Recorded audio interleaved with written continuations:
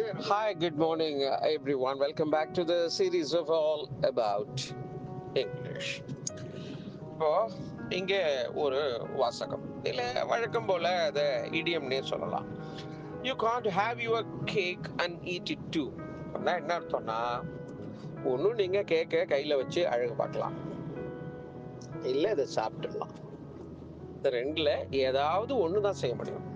நீங்க சாப்பிட்டுட்டா அது கையில இருக்காது, உங்க கையில இருக்காது. இல்ல நீங்க கையிலேயே அதை வச்சிருக்கணும்னு ஆசைப்பட்டா சாப்பிட முடியாது. இதுதான் அதனுடைய பொருள். எதனுடைய பொருள்? You can't have your cake and eat it too. இப்போ இது தமிழ்ல இதற்கு நிகரனாக நம்ம எப்பொழுதும் கிராமங்கள்ல எல்லாம் சொல்லுவாங்க, அவனுக்கு கூழுக்கும் ஆசை, மீசைக்கும் ஆசை. மீசை நல்லா பெருசா கம்பீரமா வச்சிருக்கிறவங்க, அடர்த்தியா வச்சிருக்கிறவங்க, இந்த கூழை கொடுத்தால் அந்த மீசை எல்லாம் கரைப்படத்தான் செய்யும். அப்புறம் தான் அதை நம்ம கிளீன் பண்ணிக்கணும். அதெல்லாம் படக்கூடாது, அப்படியே ஃப்ரெஷ்ஷா இருக்கணும் அப்படின்னா நீ கூழ் குடிக்க முடியாது. கூழ் குடிக்கணும்னு நினைச்சா மீசையில கரைப்படத்தான் செய்யும்.